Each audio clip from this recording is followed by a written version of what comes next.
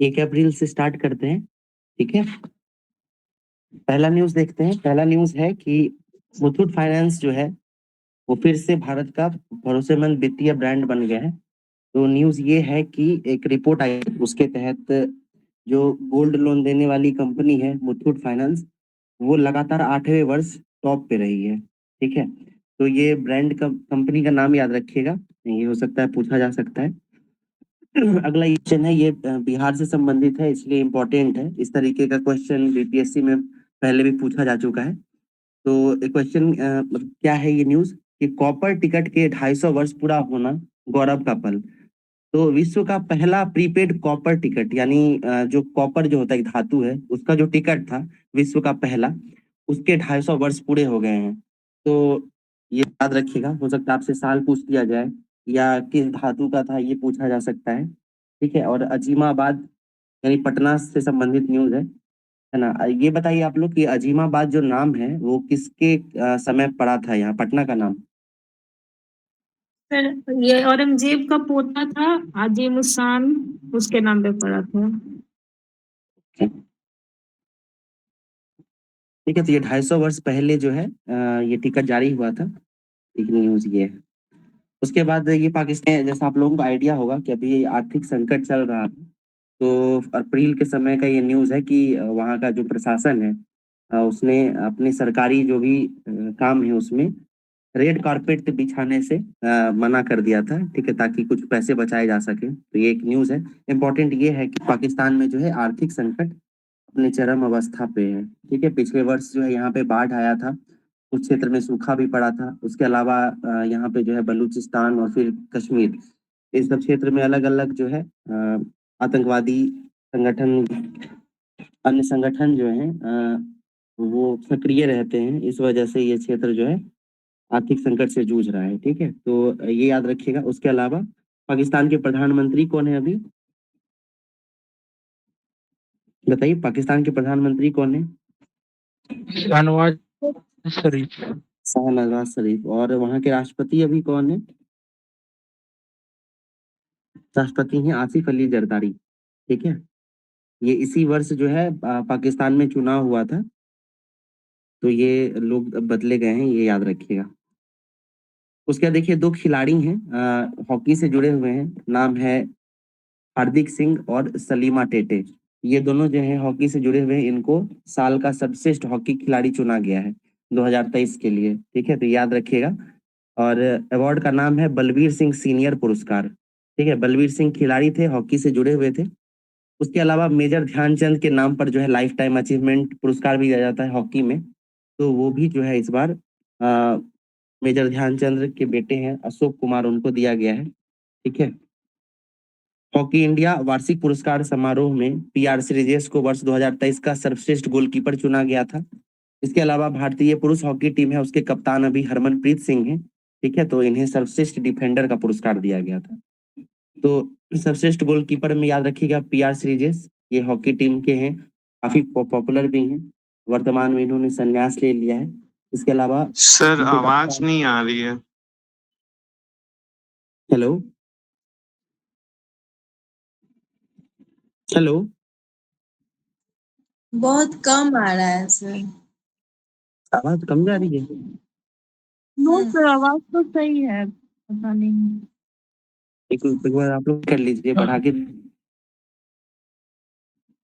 आवाज तो ठीक है। ठीक है, यस सर, आवाज सही है आपका। ओके ओके, एक बार चेक कर लेंगे आप लोग।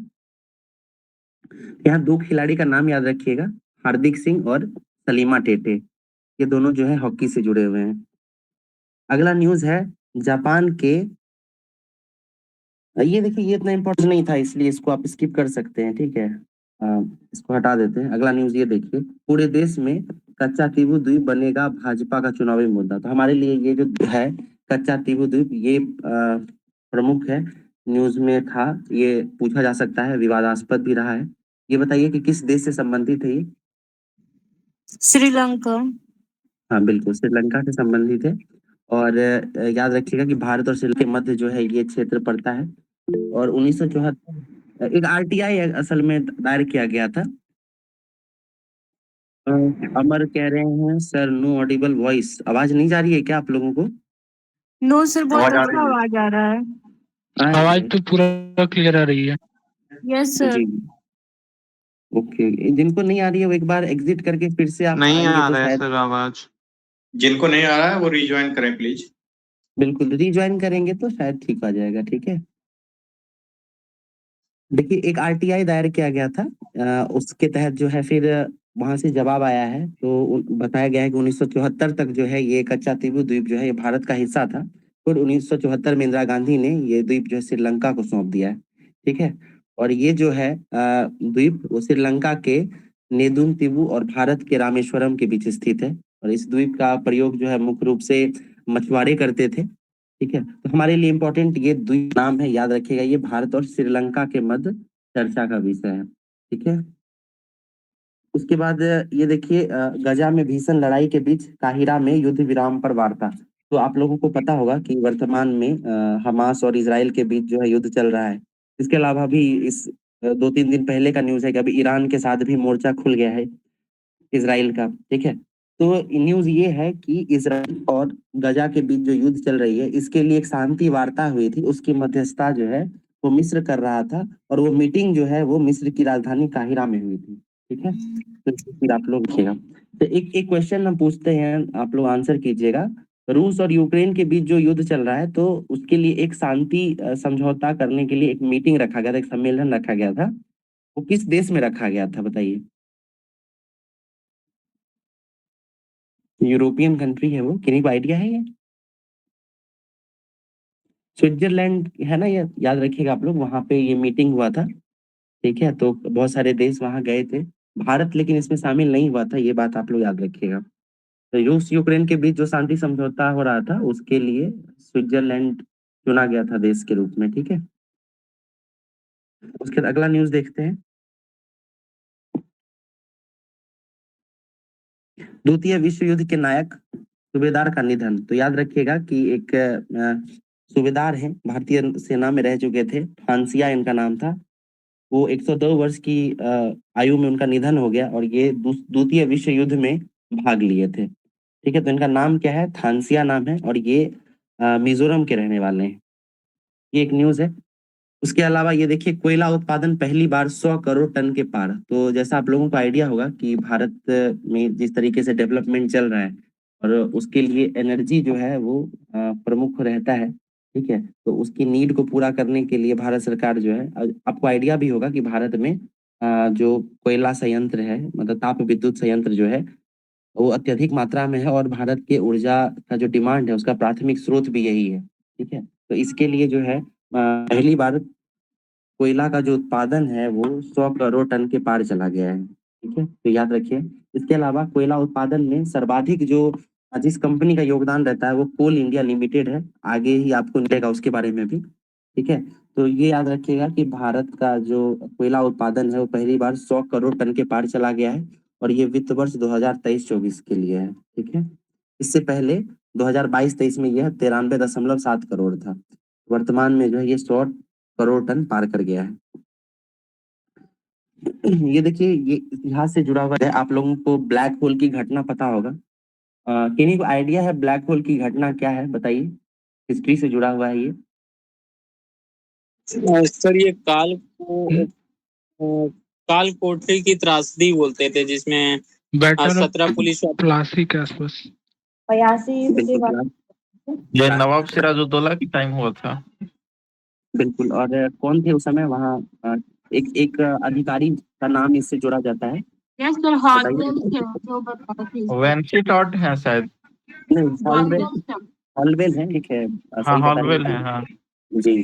तो हॉलवेल के साथ ये जुड़ा हुआ है। दरअसल हुआ क्या था कि सिराजुद्दौला कुछ कैद कर दिया गया था और जी, उसमें से सिर्फ 12 लोग ही शायद बचे हुए थे। न्यूज ये है कि 20 जून 1756 को जो है युद्ध हुआ था। ठीक है, तो बंगाल के नवाब थे सिराजुद्दौला, उन्होंने ब्रिटिश सेना के 146 सैनिकों को जो है कहा जाता है कि एक छोटे से कमरे में कैद कर दिया था। और अगले सुबह जो है जब वो उसमें देखा गया तो 123 सैनिक जो थे उनकी मौत हो चुकी थी।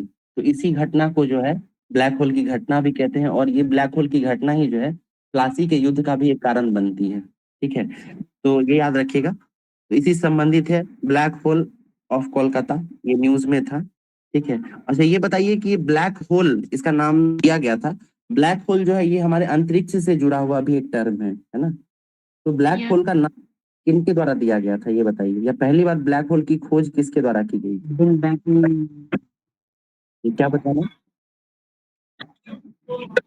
यहाँ देखिए न्यूज है कि सबसे पहले जो है ब्लैक होल की खोज जो है वो इटली और के एक प्रोफेसर थे जिनका नाम था रिकार्डो जियाकोनी। ठीक है, इन्होंने इसका खोज किया था, और सबसे पहले इसका नामकरण जो है वो दिया था रॉबर्ट डिकी ने। ठीक है, तो रॉबर्ट डिकी ने ब्लैक होल का नामकरण किया था, और इसका खोज जो है वो रिकार्डो जियाकोनी ने किया था। तो ये एक न्यूज था। वैसे हम लोगों के लिए भारत के परिप्रेक्ष्य में ये इम्पोर्टेंट है कि ब्लैक होल की घटना क्या है, कौन से नवाब इससे जुड़े हुए हैं। ठीक है, और उसके अलावा कॉल्डवेल भी इसके साथ जुड़े हुए थे, तो ये सब नाम आप लोग याद रखते हैं।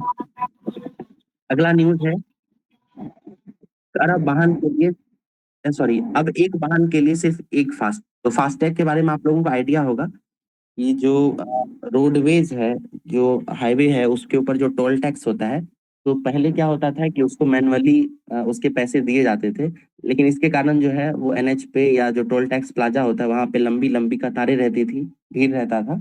इस वजह से सरकार के द्वारा जो है ये फास्टैग का एक सुविधा लाया गया। इसके तहत जो है एक स्टिकर वो कार के शीशे पे लगाया जाता है, और ये रेडियो टेक्नोलॉजी यूज किया जाता है। इसके तहत जब भी कार उस टोल प्लाजा के निकट से गुजरता है तो वो स्कैन होके और उससे पैसा कट जाता है।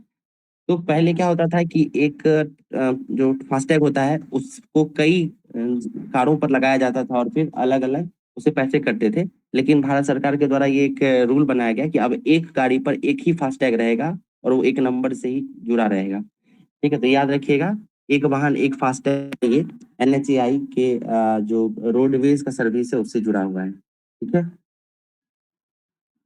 अगला देखिए, पहली बार भारत का रक्षा निर्यात रिकॉर्ड 21,000 करोड़ के आंकड़े के पार पहुंचा। ठीक है, तो हुआ क्या है कि निर्यात धीरे धीरे हमारा जो रक्षा निर्यात है वो बढ़ता जा रहा है, और पहली बार जो है ये रक्षा मंत्रालय की तरफ से ये न्यूज आया है कि पहली बार जो है ये 21,000 करोड़ का आंकड़ा पार कर गया है। भारत जो है वो 84 देशों के साथ अपना रक्षा उपकरण बेचता है। ठीक है, तो हाल फिलहाल में आप गौर करेंगे कि भारत जो है विभिन्न रक्षा संबंधित प्रौद्योगिकी में विकास किया है ना। ब्रह्मोस है, उसका भी डीलिंग हो रहा है अभी। उसके अलावा जो भारत के द्वारा अलग मिसाइल बनाया जाता है उसको भी बेचता है भारत, है ना। या फिर जो तेजस विमान है, इन सबको, तो इन सब की बिक्री जो है वो पहली बार 21,000 करोड़ पार कर गई है। ठीक है, ये आंकड़ा बहुत बड़ा है, ये याद रखिएगा। यहाँ पे देखिए, यहाँ पे ये है कि 84 देशों में भारत का जो है निर्यात होता है, रक्षा संबंधित निर्यात। अगला न्यूज है, कुछ चेस के खिलाड़ी हैं, उनका नाम है, तो नाम याद रखिएगा। आर प्रज्ञानंद है, डी गुकेश है, विदित गुजराती हैं, उसके अलावा कोनेरू हम्पी हैं, उसके अलावा आर वैशाली हैं। तो ये सब जो है चेस से जुड़े हुए खिलाड़ी हैं। हो सकता है आप लोगों से पूछा जा सकता है। और वर्तमान में जो है सॉरी, चेस में जो है भारतीय खिलाड़ियों ने एक प्रतिस्पर्धा भी जीता है, तो उसके बारे में भी हम लोग बात करेंगे करंट अफेयर्स में। अभी जो है इन खिलाड़ियों का नाम आप लोग नोट कर लें। हो सकता है कई बार ऐसा पूछा जाता है कि इस खिलाड़ी का नाम दे देता है, पूछते हैं कि ये किस खेल से जुड़े हुए थे, तो ये चीज याद रखेंगे। उसके बाद चुनावी बॉन्ड से संबंधित एक न्यूज है। तो आप लोगों को पता होगा कि इलेक्शन कमीशन, सॉरी, भारत का जो सुप्रीम कोर्ट है उन्होंने चुनावी बॉन्ड जो है उसको असंवैधानिक करार कर दिया था। ठीक है, किन्हीं को आइडिया है ये चुनावी बॉन्ड क्या है, इसके बारे में कोई आइडिया है तो बताइए, क्या था ये, किस बैंक के द्वारा जारी किया जाता था, इससे संबंधित विवाद है? के द्वारा जारी किया जाता है। जी, एसबीआई के द्वारा जारी किया जाता था। ओके, और ये विवाद क्या था, क्यों इसको असंवैधानिक करार किया गया? सर इसमें विवाद ये था कि आर्टिकल 14 को और 19(1) को सर ये वो कर रहा था, इसलिए इसमें विवाद आ रहा था, क्योंकि वो समानता का जो अधिकार राइट उसको भी उससे वो हो रहा था, प्रॉब्लम हो रहा था सर। ओके, मतलब उसमें होता ये था हो पा रहा था। कि कौन से व्यक्ति कितना दान कर रहे हैं इसके बारे में कोई जानकारी नहीं मिल पाती थी, है ना? तो आर्टिकल इस वजह 19 से। ट्रांसपेरेंसी नहीं था। बिल्कुल ट्रांसपेरेंसी नहीं, सही है। ओके, उसका देखिए अगला न्यूज है, आयुष्मान भारत आईडी से CHS लाभार्थी आईडी को लिंक कराना जरूरी। तो आप लोगों को आइडिया होगा कि ये जो आयुष्मान भारत जो एक स्कीम है, ये स्वास्थ्य संबंधित स्कीम है, ठीक है। तो उसको जो है एक कार्ड से लिंक कराना होता था, आभा पोर्टल वगैरह है, इन्हीं से जुड़ा हुआ है। ये सब याद रखिएगा, टर्म जो है ये स्वास्थ्य संबंधित है, ठीक है। अगला देखिए, तुर्की के इस्तांबुल के नाइट क्लब में जो है आग लग गई थी और उससे 25 लोगों की मौत हुई थी। तो न्यूज हमारे लिए क्या है, तुर्की और इस्तांबुल, ठीक है। टर्की जो है उसका नाम बदल के तुर्की कर दिया गया था, ये 1-2 साल पुरानी न्यूज है, और उसकी राजधानी जो है ये इस्तांबुल है। अच्छा ये बताइए कि विश्व का कौन सा ऐसा शहर है जो एशिया और यूरोप दोनों में पड़ता है? Sir Istanbul.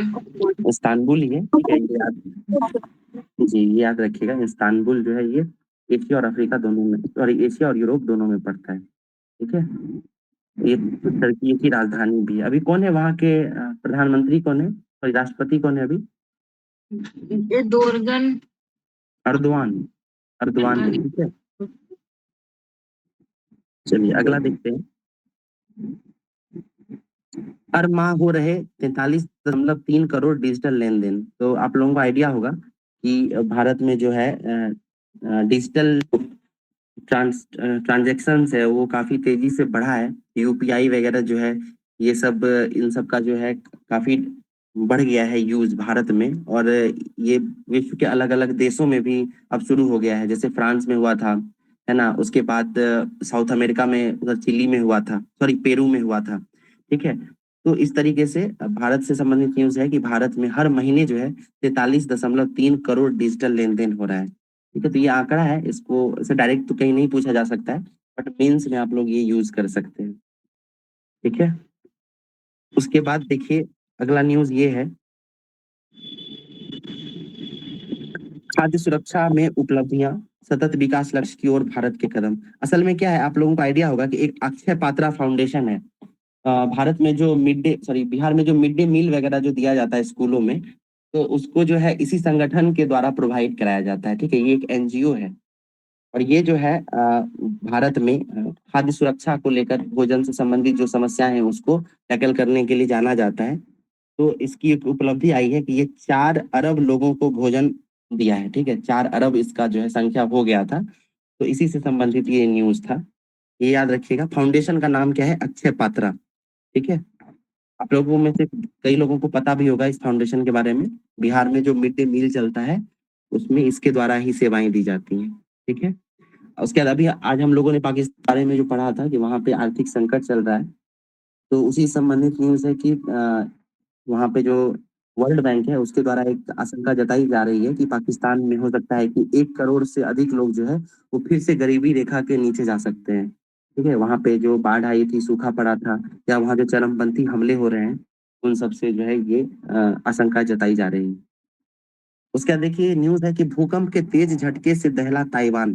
तो ताइवान में जो है एक भूकंप आया है, 7.4 रिक्टर इसका जो है तीव्रता नापा गया है, ठीक है। तो याद रखिएगा ताइवान में भूकंप आया था। अच्छा ये बताइए कि एक जगह को भी एक जगह भूकंप आया था, कहाँ आया था बताइए, किस देश में आया था? वो जापान के इशिकावा में है। हाँ बढ़िया, जापान के शिकागो में आया था, इसको हम लोगों ने देखा भी था, ठीक है। तो यहाँ पे जो है न्यूज क्या है कि ताइवान में भूकंप आया है, ठीक है। ताइवान है कहाँ पे, चीन के पूर्वी चीन के पूरब में अवस्थित है ये, ठीक है। और चीन और ताइवान के बीच जो है आप लोगों को आइडिया भी होगा कि कुछ समस्याएं भी हैं, ठीक है। उसके बाद इससे जुड़ा हुआ एक न्यूज ये समझ लीजिए कि ताइवान जो है वो पूरे विश्व में सेमीकंडक्टर चिप मुहैया करवाता है।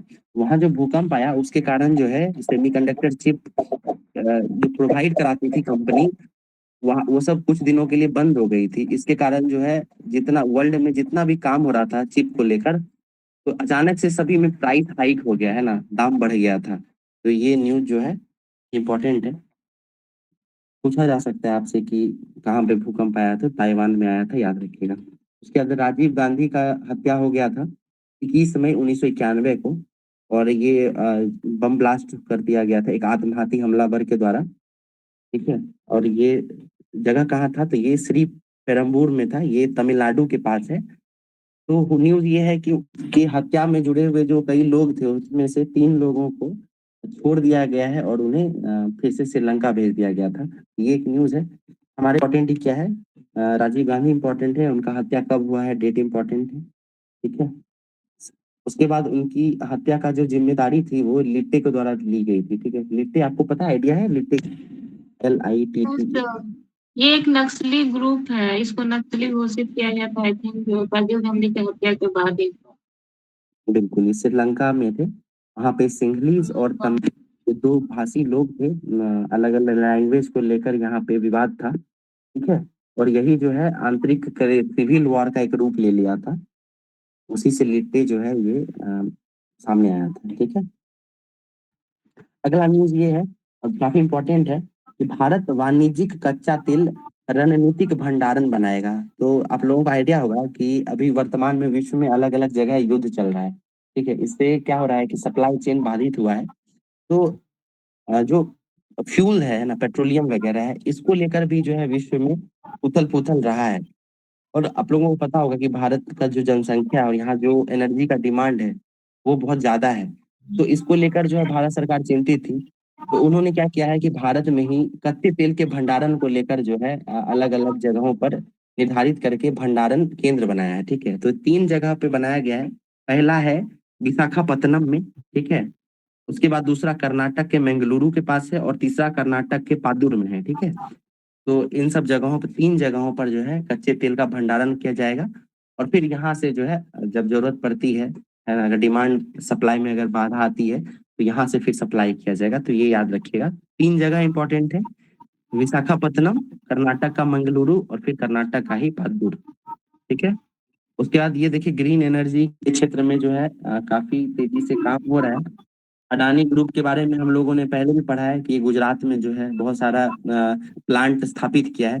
तो एक न्यूज़ यहाँ ये भी है कि अडानी एनर्जी ग्रुप जो है गुजरात के में जो है खावड़ा एक जगह है, वहाँ पे 2000 मेगावाट का सौर क्षमता स्थापित किया है, ठीक है। तो ये बस इतना याद रखिए कि अडानी ग्रुप जो है ये सोलर एनर्जी के क्षेत्र में काफी व्यापक काम कर रहा है, तेजी से डेवलपमेंट हो रहा है कुछ, ठीक है। ये देखिए ताइवान में भूकंप के बारे में हम लोग बात किए थे, उसी से संबंधित न्यूज़ है। तो न्यूज़ क्या है कि ताइवान में भूकंप से मोबाइल का उत्पादन प्रभावित होने की आशंका है। अभी हमने बात की थी चिप के बारे में, सेमीकंडक्टर चिप के बारे में, यही न्यूज़ है। दुनिया की सबसे बड़ी चिप निर्माता company Taiwan semiconductor manufacturing company जो है इससे मतलब उस सुनामी से अछूता नहीं रहा है और सुनामी के कारण जो है इसका प्लांट जो है उसको खाली करा दिया गया था, प्रोडक्शन रुक गया था। इस वजह से जो है मोबाइल, इसके अलावा लैपटॉप्स है, टैबलेट्स है या इस तरीके का जो भी आप देखते हैं गैजेट्स, उन सब का दाम बढ़ गया था बीच में। उसके बाद ये न्यूज़ है मारुति सुजुकी ने रचा इतिहास। तो मारुति सुजुकी जो है ये कहाँ की कंपनी है, किसी को आइडिया है किस देश की कंपनी है ये? जापान। बिल्कुल, जापान की कंपनी है। तो न्यूज़ ये है कि जापान के बाद, ठीक है, भारत में इन्होंने 3 करोड़ वाहन का उत्पादन किया है, ठीक है। तो सबसे पहले तो पहले नंबर इनकी कंपनी जापान की है और जापान में इसका प्रोडक्शन काफ़ी ज़्यादा था। इसके बाद भारत जो है ये दूसरा ऐसा देश है जहाँ पे 3 करोड़ से ज़्यादा वाहनों का उत्पादन इन्होंने किया है, ठीक है। तो ये याद रखिएगा। कंपनी जो है मारुति सुजुकी, इसकी भारत में 3 अलग-अलग जगहों पर जो है मैन्युफैक्चरिंग हब है। पहला है इसका गुरुग्राम में, दूसरा हरियाणा के मानेसर में है और तीसरा है गुजरात के हसनपुर में, ठीक है। तो ये उतना इम्पोर्टेंट नहीं है, बस इतना याद रखिएगा कि मारुति सुजुकी जो है वो टॉप ब्रांड है कार मैन्युफैक्चरिंग में, ठीक है। और इन्होंने एक उपलब्धि हासिल की है। उसके अलावा देखिए अगला न्यूज़ क्या है, टेस्ला ने भारत के लिए शुरू किया उत्पादन। तो टेस्ला जो पता होगा आप लोगों को कि ये एलोन मस्क की कंपनी है, ये ई व्हीकल बनाती है, ई कार्स, ठीक है। और इन्होंने भारत में जो है कार बनाना शुरू कर दिया है और यहाँ जो कार बनने वाला है उसका मैन्युफैक्चरिंग भारत में नहीं होगा बल्कि ये जर्मनी से बन के आएगा, ठीक है। जर्मनी से ये निर्यात किया जाएगा और फिर उसको भारत में बेचा जाएगा, ठीक है। और एक चीज और याद रखिए, यहाँ पे देखिए राइट हैंड ड्राइवर्स रूल है, ठीक है। असल में क्या होता है कि विश्व में अलग अलग देशों में अलग अलग ट्रैफिक नियम है। तो कहीं पर लेफ्ट लेफ्ट सीट जो होता है वहां से ड्राइव किया जाता है, कहीं पे राइट सीट्स पे, ठीक है। तो अमेरिका में जो है ड्राइविंग जो है वो लेफ्ट लेफ्ट साइड से होता है। भारत में जो है ये राइट साइड से होता है, ठीक है। तो इस वजह ये न्यूज में है। अगला देखिए क्या है, 2000 किलोमीटर तक मार करने वाली अग्नि प्राइम का सफल परीक्षण। तो अग्नि प्राइम ये भारत डीआरडीओ के द्वारा बनाया गया है और ये एक बैलिस्टिक मिसाइल है, ठीक है। इसका न्यूज आप लोग पढ़े होंगे इसके बारे में, अग्नि प्राइम के बारे में। और इसका जो उद्घाटन मतलब इसका जो इनॉग्रेशन जो है उसको उड़ीसा के समुद्र तट से किया गया है, एपीजे अब्दुल कलाम द्वीप से, ठीक है। अच्छा, डीआरडीओ के अध्यक्ष कौन है वर्तमान में, बताइए डीआरडीओ के अध्यक्ष कौन है अभी? समीर वी कामत।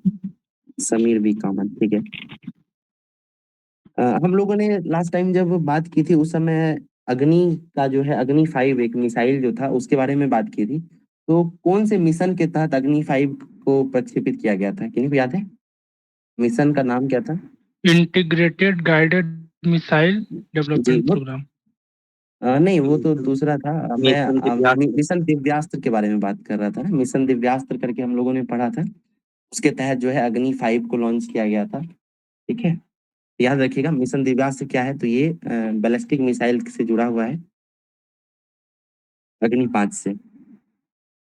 उसके देखिए, सेना का एयर डिफेंस अचूक बनाने के लिए आकाश तीर की तैनाती शुरू। तो तीर क्या है ये पूछा जा सकता है। तो ये एक डिफेंस मैकेनिज्म है, ठीक है। 2024 में जो है इसका लोकार्पण किया गया है, ठीक है। तो हो सकता है पूछा जा सकता है आपसे कि आकाश तीर क्या है। तो आकाश तीर जो है ये एयर डिफेंस सिस्टम है, ठीक है। ये मान के चलिए कि कहीं से अगर आक्रमण होता है तो ये बचाता है, ठीक है, क्षेत्र को डिफेंस करता है। आकाश तीर डिफेंस सिस्टम है। संजय झा ने मैथिली में राज्यसभा की सदस्यता की शपथ ली। तो संजय झा है ये जदयू के नेता है, ठीक है, राष्ट्रीय महासचिव है। इन्होंने राज्यसभा की सदस्यता ली है और मैथिली में शपथ ली है। तो याद रखिएगा ये जी। राज्यसभा में जो सभापति हैं, ठीक है, वाइस प्रेसिडेंट, तो उनका आर्टिकल के तहत वाइस प्रेसिडेंट नामित किए जाते हैं, बताइए। संविधान के किस अनुच्छेद में वाइस प्रेसिडेंट को जिक्र किया गया है? कोई बताइए आर्टिकल कौन सा है?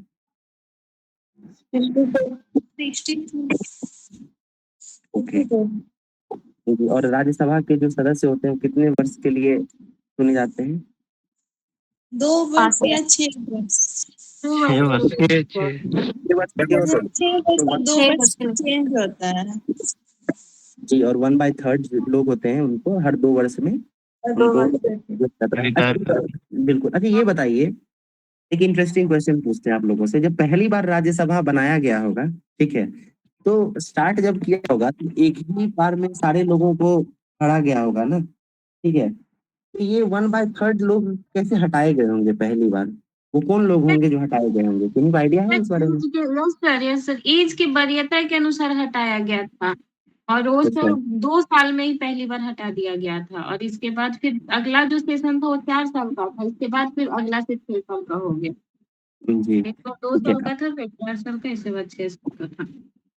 ओके। तो ये आप एज वाला जो बता रही है ना, वो एज तो था ही, इसके अलावा जो है ना एक और सिस्टम लागू किया गया था। वो लॉटरी सिस्टम होता है ना, यस सर, ठीक ये है, भी था, बिल्कुल। बिल्कुल इसको भी यूज किया गया था। तो ये काफी इंटरेस्टिंग है कि पहली बार कैसे यूज किया गया होगा कि इनको रखना है कि इनको हटाना है। तो ये लॉटरी सिस्टम यूज किया गया था, ठीक है। उसके बाद से तो आपको आइडिया है कि हर 2 साल में 1/3 लोग हट जाते हैं, ठीक है। कितने लोगों को नामित किया जाता है, नॉमिनेट कितने लोगों को किया जाता है? 12, टोटल कितने सदस्य हैं राज्यसभा में? 245। 245। 245। ओके। अच्छा ये बताइए कि इनका चुनाव जो होता है राज्यसभा के सदस्यों का, वो कैसे होता है? क्या इसके लिए कोई कोलाज बनाया जाता है? सर विधानसभा के सदस्यों द्वारा चुने जाते हैं। ओके, विधानसभा के सदस्यों के द्वारा, ठीक है।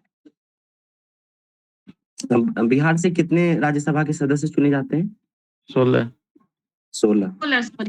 ओके। और सबसे ज्यादा सदस्य किस राज्य से चुने जाते हैं? यूपी। उत्तर प्रदेश 30। कितने लोग हैं? 31। 31 सर।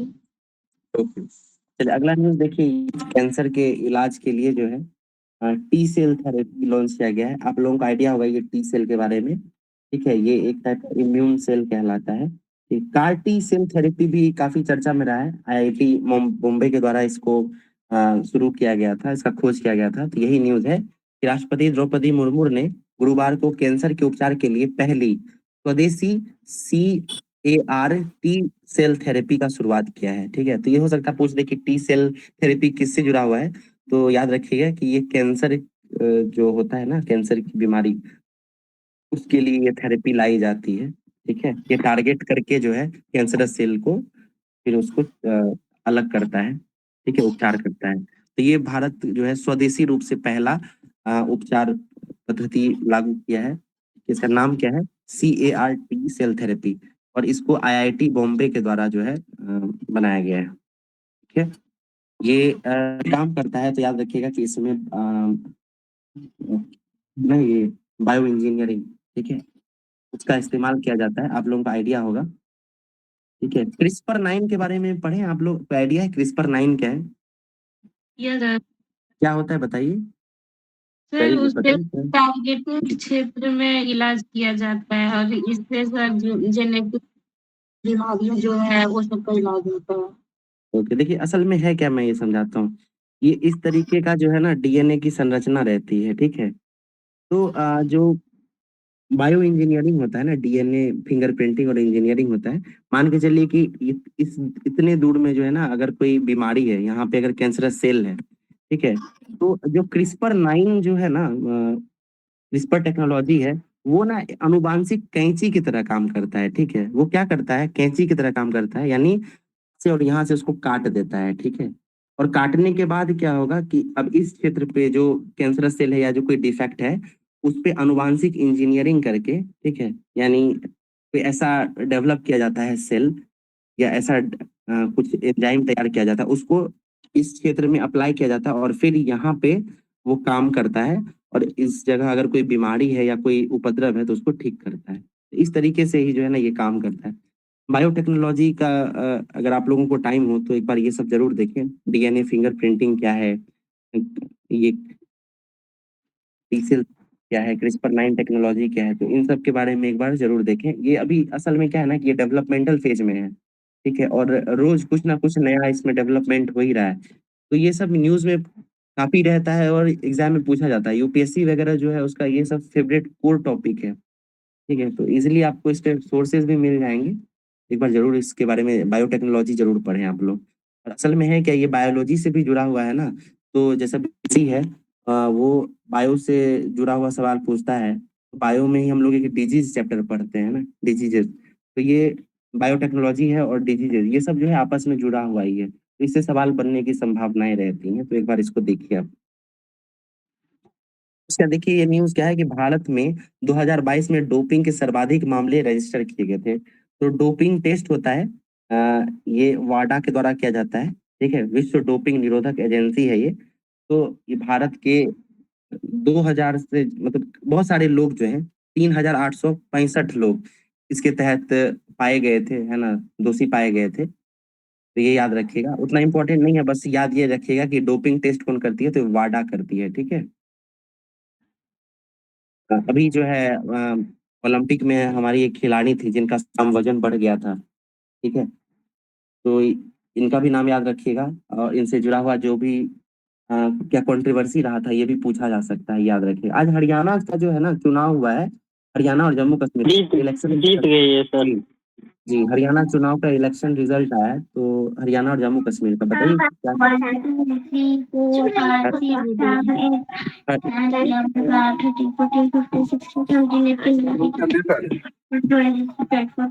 कृष्णकांत जी का म्यूट कर लीजिएगा ना। जी, देखिए हरियाणा बताइए हुआ है, कौन सी पार्टी जीती है, और CM कौन बनने वाले हैं?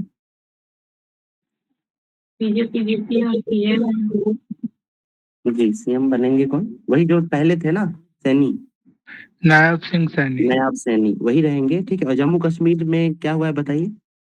कितने साल बाद इलेक्शन हुआ है पहले तो ये बताइए? देखिए 10 साल बाद यहाँ इलेक्शन हुआ है, 10 वर्ष पूर्व यहाँ पे इलेक्शन हुई थी, ठीक है। और उसके बाद 2019 में जो है जम्मू कश्मीर को डिवाइड किया गया, केंद्र शासित प्रदेश बनाया गया, लद्दाख अलग हुआ, जम्मू कश्मीर अलग हुआ। उसमें से जम्मू और कश्मीर में चुनाव हुआ है, ठीक है। और इसमें जो है वहाँ पे जो उमर अब्दुल्ला हैं उनकी पार्टी जीती है, वो कांग्रेस के साथ अलायंस में थे, ठीक है। और 49 सीट मिला है, तो अब उमर अब्दुल्ला जो है वो जम्मू कश्मीर केंद्र शासित प्रदेश के पहले मुख्यमंत्री बनेंगे, ठीक है। तो याद रखिएगा। नेशनल कॉन्फ्रेंस कांग्रेस के साथ थे वहाँ पे। बिल्कुल बिल्कुल जी सर, नेशनल कॉन्फ्रेंस।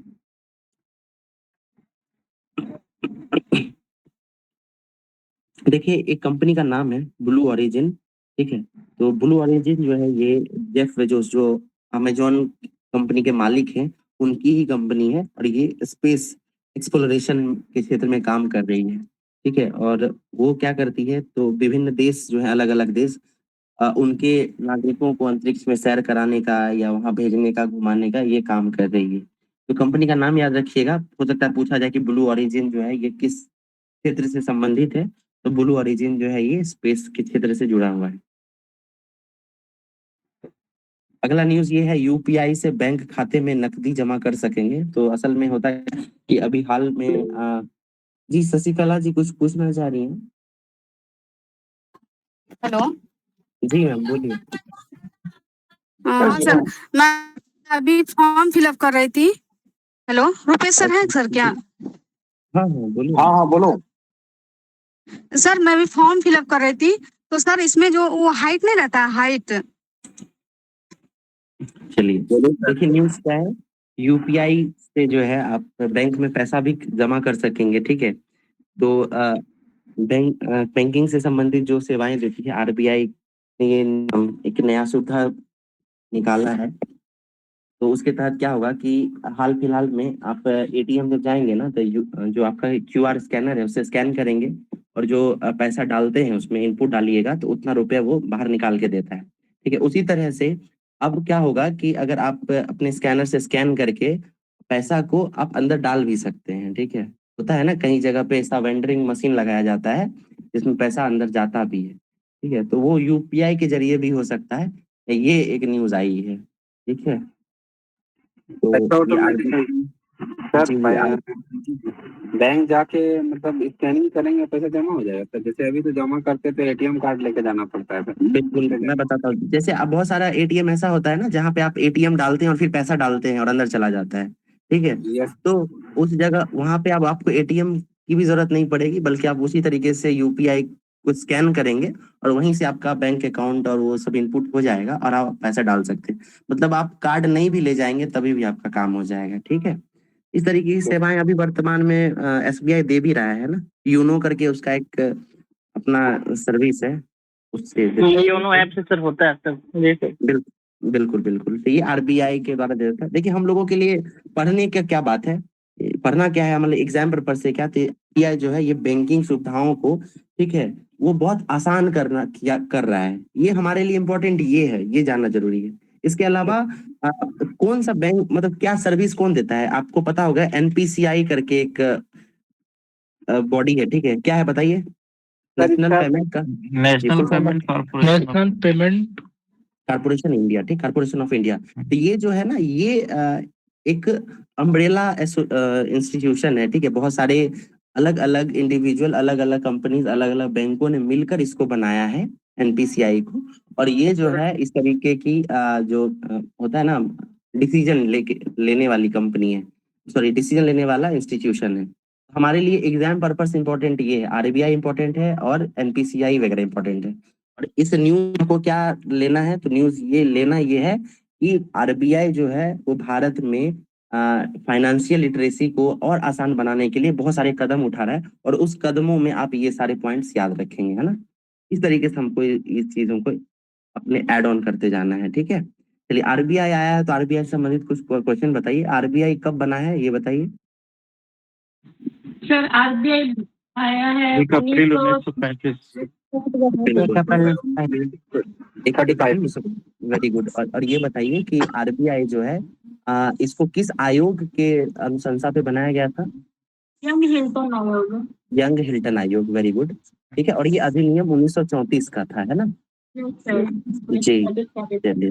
अच्छा, ये बताइए कि इस वर्ष जो है 2024 में आरबीआई का कितना, कौन सा मना रहा है वो सालगिरह, है ना? मोदी जी जो है उसमें गए भी थे, ठीक है, भाषण भी दिए हैं, तो इसलिए इम्पोर्टेंट भी है। तो याद रखिएगा कि इस साल जो है आरबीआई का 90वां स्थापना वर्ष है, ठीक है।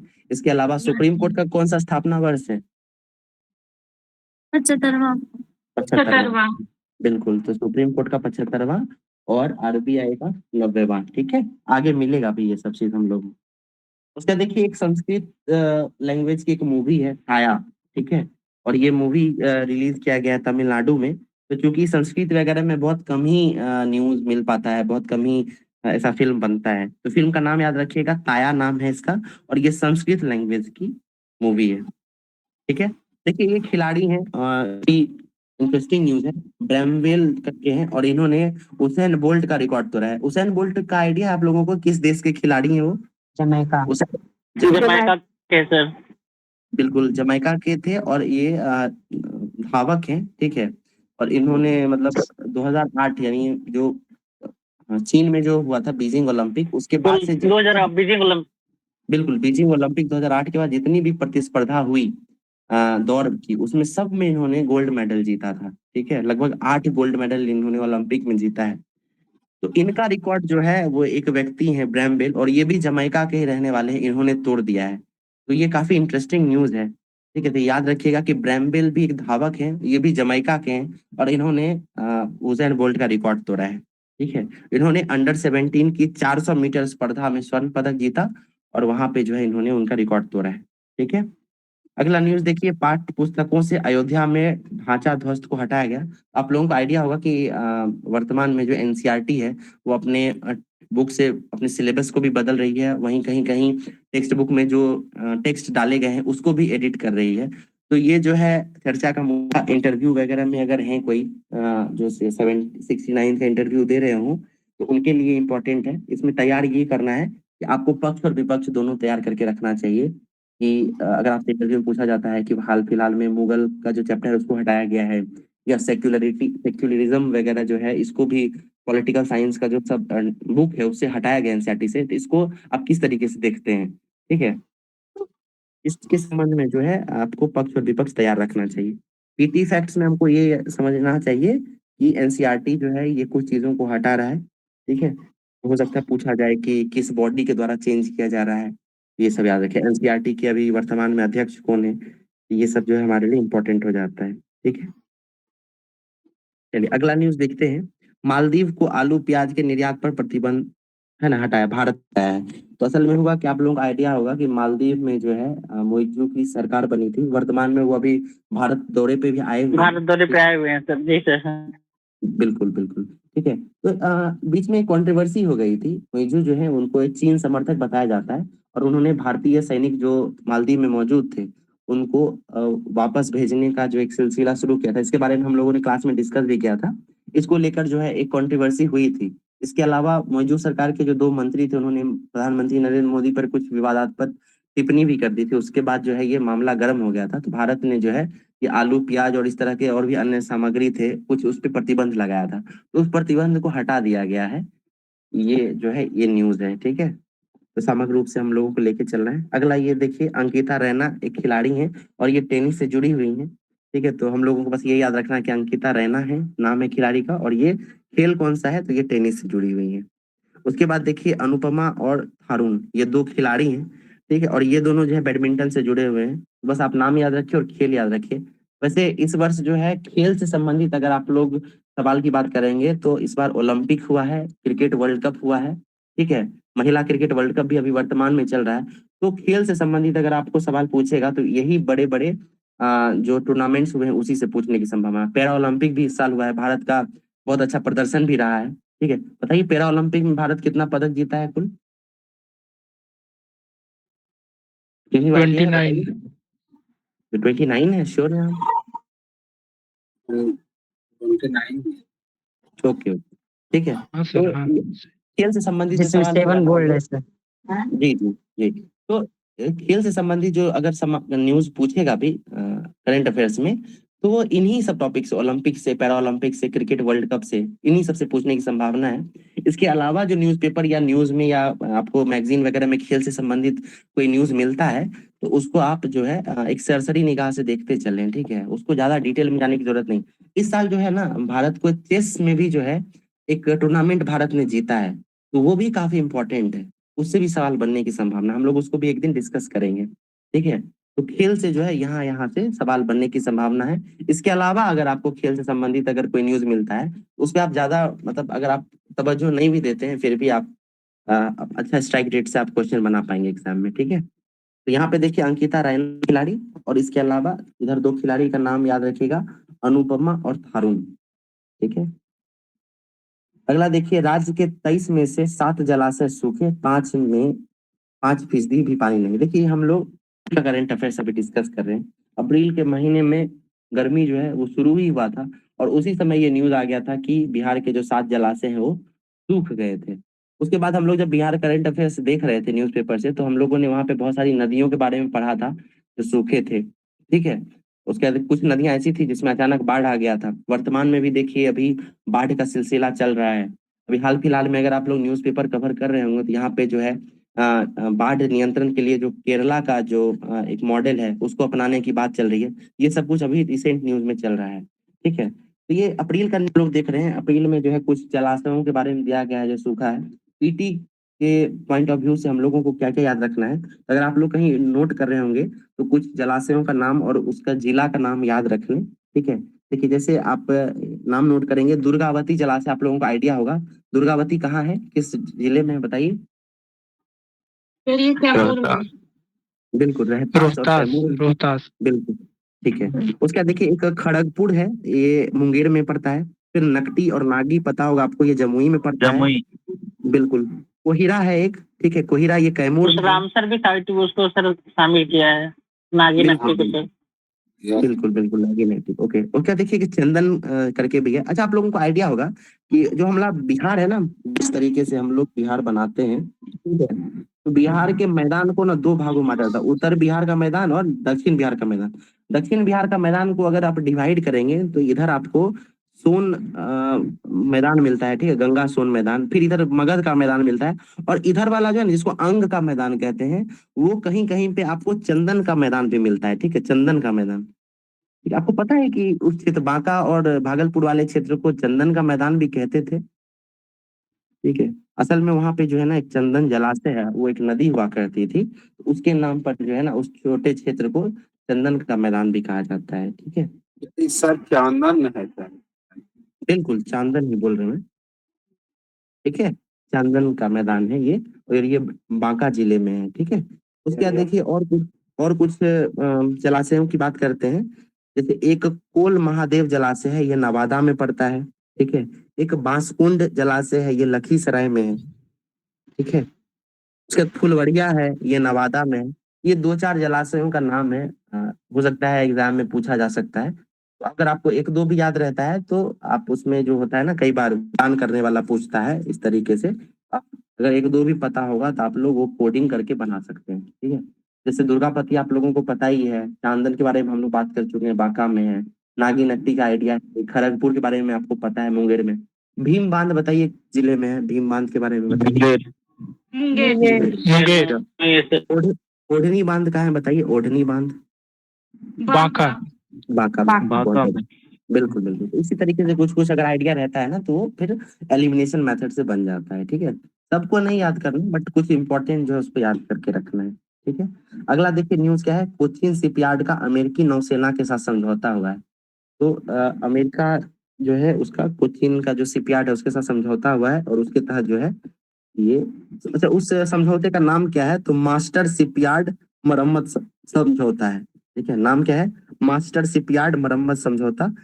हो सकता है आपसे पूछा जाए कि मास्टर शिपयार्ड मरम्मत समझौता जो है ये किन 2 संगठनों के बीच हुआ है, तो आप याद रखिएगा, एक कोचिन शिपयार्ड लिमिटेड है और दूसरा अमेरिकी नौसेना है, ठीक है।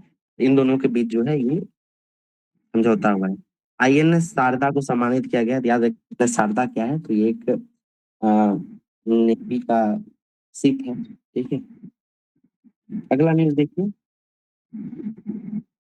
विश्वविद्यालय को नई ऊंचाई देने में गैर शैक्षणिक कर्मी भी बढ़ाएंगे हाथ।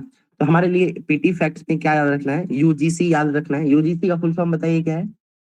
University grant commission. किस साल इसका शुरुआत हुआ था? 1956। ओके, तो अभी वर्तमान में इसके अध्यक्ष चेयरमैन है प्रोफेसर एम जगदीश कुमार। ठीक है, उसके बाद मिशन कर्मयोगी आप लोगों को पता होगा। बताइए क्या किस चीज से जुड़ा हुआ है ये मिशन कर्मयोगी क्या है? ये कर्मचारियों के लिए शायद बनाया गया है, विशेष प्रशिक्षण देने के लिए। जो सिविल सर्वेंट्स होते हैं उनको प्रशिक्षण देने के लिए ये दिया जाता है। बहुत बढ़िया, ठीक है। तो ये दो चीजें थी इस न्यूज से। अगला देखते हैं हम लोग। चुनाव आयोग के द्वारा जो है एक अभी इस साल चूंकि चुनाव वर्ष था, 18वीं लोकसभा का चुनाव हुआ है, तो एक सुविधा पोर्टल जो है ये इलेक्शन कमीशन के द्वारा जारी किया गया था। हो सकता है पूछा जाए ये सुविधा पोर्टल जो है ये किसके द्वारा शुरू किया गया था? तो ये चुनाव आयोग के द्वारा किया गया था। ठीक है, ये कि सेवा पोर्टल किसके द्वारा शुरू किया गया? सेवा पोर्टल पता है आपको?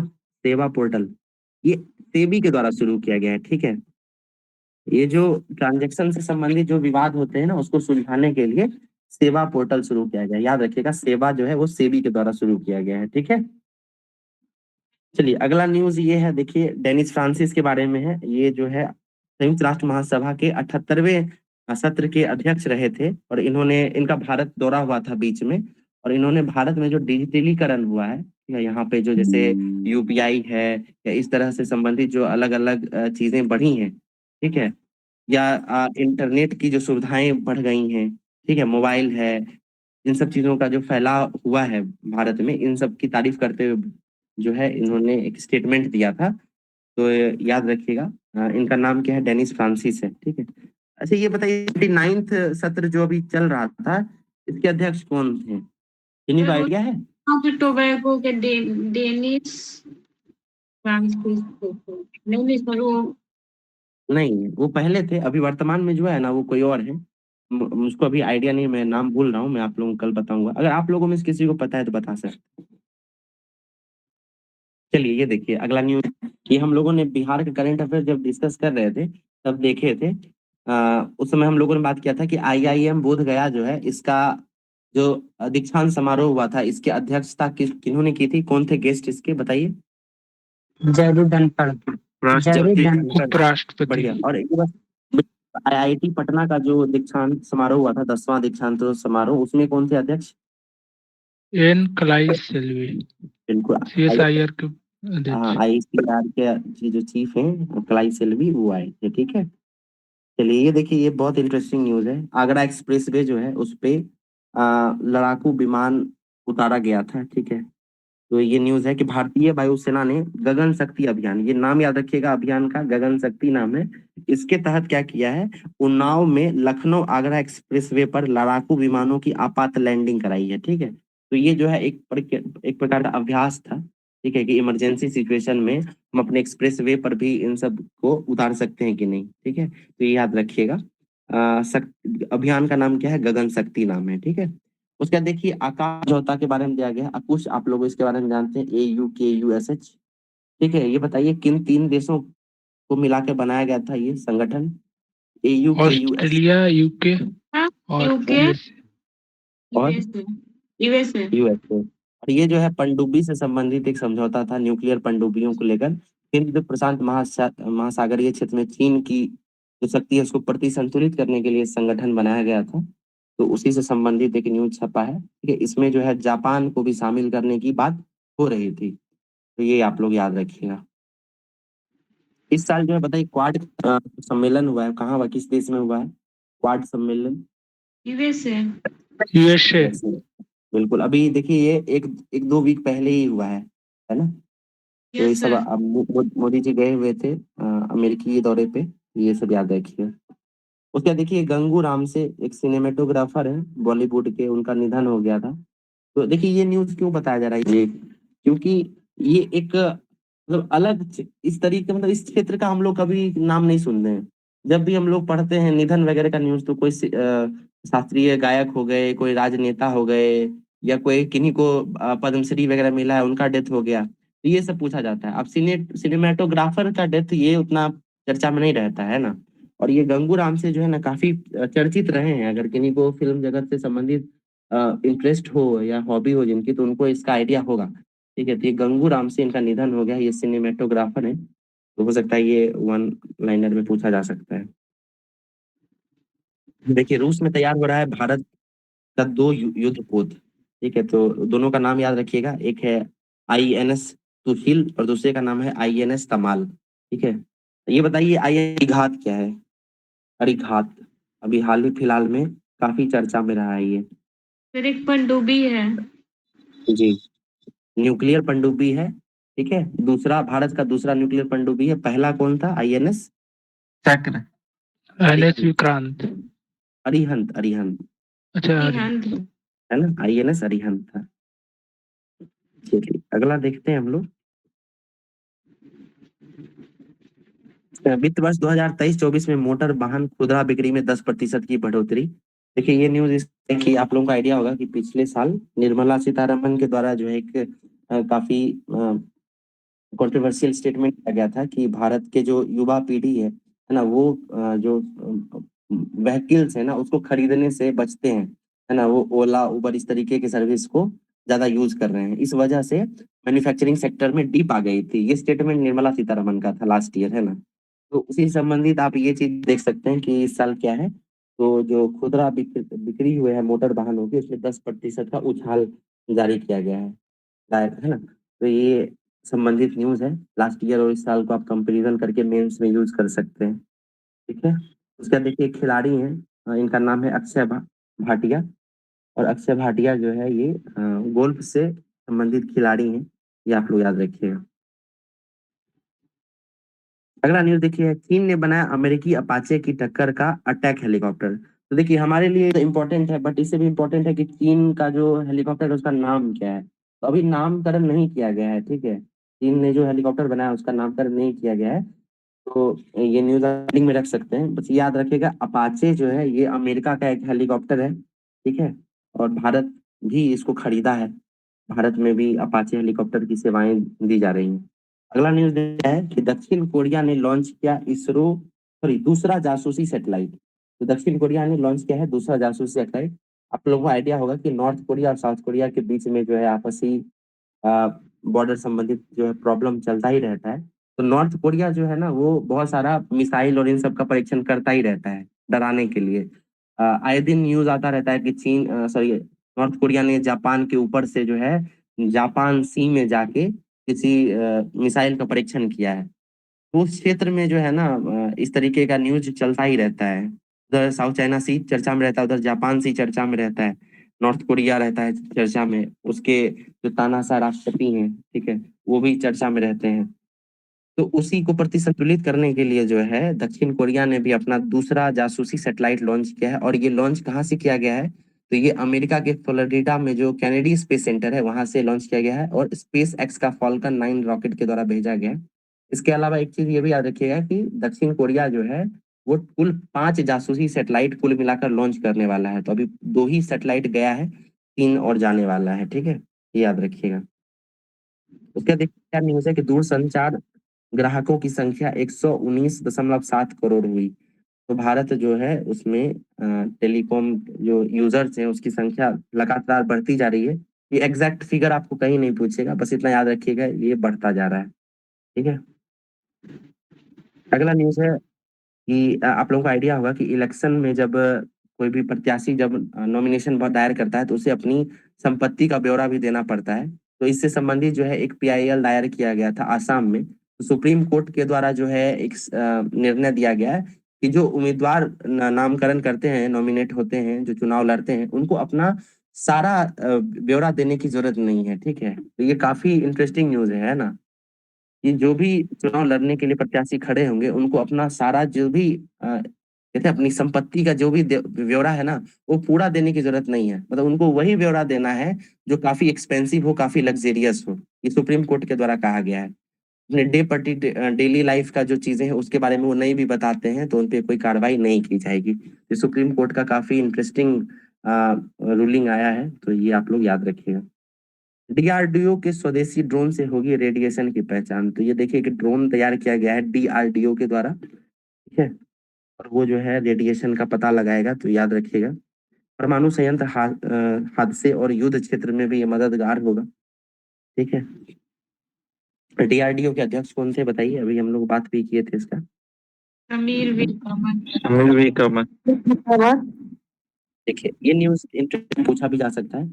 इसरो की जो चंद्रयान 3 मिशन का जो टीम था, उसको अमेरिका में पुरस्कार दिया गया, सम्मानित किया गया है, ठीक है। और अवार्ड कौन सा है, ये जॉन एंड जैक स्विगर्ट जूनियर पुरस्कार मिला है, ठीक है। ये अमेरिका में मिला है ये चीज। वहाँ पे जो स्पेस से संबंधित जो एक संस्था है उसके द्वारा दिया गया है। ये एनजीओ है, गैर लाभकारी संगठन है, लेकिन भारत के चंद्रयान 3 को यानी इसरो को मिला है, तो ये काफी सम्मान की बात है। उसके बाद देखिए नोवाक जोकोविच के बारे में न्यूज है, समग्र रूप से बात करते हैं। पहले तो ये बताइए कि जोकोविच किस देश के रहने वाले हैं। सर्बिया। सर्बिया के रहने वाले हैं, ठीक है। उसके बाद ओलंपिक में जो है इस बार एकल प्रतिस्पर्धा जो होती है, पुरुष एकल प्रतिस्पर्धा, उसमें भी ये जीते हैं, इनको गोल्ड मेडल मिला है। इसके अलावा जोकोविच जो है ये सर्वाधिक ग्रैंड स्लैम जीतने वाले खिलाड़ी भी, इन्होंने कुल मिलाकर 24 ग्रैंड स्लैम जीते हैं, ठीक है। तो ये सारी चीजें इनके बारे में है, याद रखिएगा। 16वें वित्त आयोग के बारे में बात कर चुके हैं पहले भी। 16वें वित्त आयोग के अध्यक्ष कौन है बताइए। अरविंद पनगड़िया। अरविंद पनगड़िया। बिल्कुल। तो उसमें जो है अन्य 6 सदस्य और भी जुड़े थे, उसमें से मनोज पांडा जो है वो भी एक सदस्य रहे हैं, ठीक है। इसके अलावा जो है इसमें एसबीआई के आर्थिक सलाहकार सौम्य कांति घोष भी हैं। तो ये जितने भी सदस्य इसमें जुड़े हैं ना, उन सबके बारे में आप लोग सबको देखिए। हो सकता है आपको 3-4 नाम दे दे और पूछे कि इनमें से कौन सब भी कम ना खेलिए, हम भी खेलिए, कौन सब भी ना खेलिए। चलो आवाज गाना ही। कुंदन आप म्यूट कर ले तो। ओके। सरकार ने एमएसपी पर चना खरीदना शुरू किया है, ठीक है। तो देखिए ये इंटरेस्टिंग न्यूज है कि चना जो है उसको खरीद रही है सरकार एमएसपी पे। हम लोगों को एमएसपी के बारे में जानकारी जाननी चाहिए, ठीक है। एमएसपी क्या है पहले ये बताइए, एमएसपी का फुल फॉर्म क्या है। Minimum support price. ओके, उसके उसे किस किस आयोग की सिफारिश के द्वारा दिया जाता है। आईजी कार के द्वारा सर। स्वामीनाथन आयोग के बारे में। और सीएसीपी तो वो कमेटी है ना जो प्राइस चूज करती है, ठीक है। अच्छा ये बताइए कि एक साल में कितनी बार एमएसपी दिया जाता है। 2 बार। कुल कितने फसलों पर एमएसपी दिया जाता है। कुल कितने फसलों पर एमएसपी दिया जाता है। 22। और गन्ना पे क्या दिया जाता है। एफआरपी। एफआरपी। बिल्कुल फेयर प्राइस दिया जाता है, बहुत बढ़िया। अच्छा आप लोग को स्वामीनाथन आयोग का जो एक एमएसपी को देने का एक खाका तैयार किया गया था, है ना, जिसमें इसमें आप पढ़े होंगे। एक L है, सी है, और क्या है, एक और लेबर है, कंजप्शन है, पढ़े क्या ये फॉर्मूला है उसमें। Yes sir. तो आप लोग जो है ना, आप लोग इन चीजों को भी जरूर देखें। हाल फिलहाल में किसान आंदोलन जब से चल अभी रहा है, सर वो रिकमेंड किए थे C2 + 50% फॉर्मूला। नहीं बताइए कि इसमें से C2 है क्या, कोई आइडिया है आप लोगों को। यस सर, C2 में सर वो फैमिली का जो लेबर होता है उसको ऐड किया जाता है। बिल्कुल, ठीक है। वो 3 अलग अलग इन्होंने बताया नाथन जी ने, ठीक है। और भारत सरकार जो है उसको अभी प्राइमरी जो शुरुआती रिकमेंडेशन था उसको ही फॉलो कर दी है। और सरकार के द्वारा जो सॉरी किसानों के द्वारा मांग है कि स्वामीनाथन आयोग को पूर्णतः लागू किया जाए उनके रिकमेंडेशन को। तो वो रिकमेंडेशन क्या था कि उनको फैमिली लेबर, उसके अलावा लैंड का जो प्राइस है भत्ता रेंट, उसको भी ऐड करना है। और उसके अलावा जो है जो किसान उसमें काम करेंगे उनके प्राइस को, उनके लेबर कॉस्ट को भी ऐड करके और उसका 50% एडिशनल वो एमएसपी के रूप में देना है कि नहीं। इन चीजों को आप लोग थोड़ा डिटेल में देखें, मेंस के पर्पस में भी आपको काम आएगा, ठीक है। उसके देखिए अच्छा इस बार जो है आपको जो हमारे स्वामीनाथन है उनको भारत रत्न भी मिला है कि नहीं। तो इस वजह से भी ये सारी चीजें काफी इंपॉर्टेंट हो जाती हैं, ठीक है। सर अभी गवर्नमेंट जो है वो किस पे देती है, A2 क्या A2 + FL पे देती है। ये शुरू वाले पे ही देती है, ठीक है। A2 पे। बिल्कुल, ठीक है। यही तो बात है ना कि इसको ही बढ़ाने की बात कही जा रही है, ठीक है। यस सर, क्योंकि इसमें फैमिली लेबर भी नहीं जोड़ा जा रहा और जो रेंट है उसको भी नहीं जोड़ा जा रहा। बिल्कुल। अच्छा ये बताइए कि ये एमएसपी लागू करने में क्या चुनौतियां हैं? भारत सरकार क्यों नहीं लागू करती है? आपको पता होगा कि भारत जो है वो किसान से जुड़ा हुआ मतलब प्राइमरीली क्या है, आप कहते हैं कि 70% जो है ये कृषि संबंधित भारतीय अर्थव्यवस्था है ना? 70% से सर। ज्यादा जनसंख्या गाँव में निवास करती है। तो जब इतना बड़ा जनसंख्या है और ये सब कुछ कृषि से जुड़ा हुआ है, तो फिर एमएसपी लागू करने में क्या समस्याएं हैं? भारत सरकार क्यों नहीं लागू कर पा रही है? सर सबसे बड़ा समस्या ये है कि हमारे यहाँ जो लैंड का साइज है वो बहुत छोटा हो चुका है। अच्छा, तो ये ये बहुत एमएसपी मेजर से प्रॉब्लम के रूप में देखा जा रहा है किसी किसान का, जो डिटेल मतलब सर्वे गवर्नमेंट के पास नहीं है अभी कि कौन तो सा इसका लैंड पे तो कितना इसका कौन सा फसल लगाया जा रहा है। नहीं, ये देखिए एमएसपी से जुड़ा आप जो बता रही है ना, वो हो सकता है एग्रीकल्चर से जुड़ा हुआ समस्या जरूर हो सकता है, लेकिन एमएसपी नहीं जारी किया जा रहा, इससे जुड़ा हुआ ये समस्या नहीं है। और कोई कुछ बोलना चाहते हैं बताइए? चलिए हम एक हिंट दे देते हैं, डब्ल्यूटीओ से जुड़ा हुआ ये प्रॉब्लम। ठीक है, आप बताइए जूही, अब आपको आइडिया होगा। मेन प्रॉब्लम जो है ना इसी का, ये डब्ल्यूटीओ से जुड़ा हुआ वर्ल्ड ट्रेड ऑर्गेनाइजेशन जो है वो उसमें 3 बॉक्सेस आते हैं, ठीक है? ग्रीन बॉक्स, रेड बॉक्स और एम्बर बॉक्स। ठीक है? नंबर बॉक्स और सर बिल्कुल, तो इसमें जो है ना डब्ल्यूटीओ जो है वो डायरेक्ट मतलब उसमें आपको पता होगा कि उसमें ट्रेड बैरियर्स लगाया जाता है ना? अपने रीजनल मार्केट को बचाने के लिए जो है ना ये सारी चीजें की जाती हैं, ट्रेड बैरियर्स, ये सब आप पढ़े होंगे। ठीक है, तो उसमें जो है ना क्या है, डब्ल्यूटीओ के द्वारा जो मसौदा तैयार किया गया था उसमें कहा गया था कि आप डायरेक्ट किसी भी तरह का जो है संरक्षण आप नहीं प्रदान कर सकते हैं। ठीक है, अगर आप संरक्षण दे देते हैं तो ये डब्ल्यूटीओ का जो उल्लंघन हो जाएगा उसके नियमों का। तो भारत सरकार के सामने ना ये बड़ी चुनौती है। ठीक है, ये डायरेक्ट नहीं दे सकता है। तो ये एक जो समस्या है ना, इसके कारण जो है भारत सरकार नहीं देती है।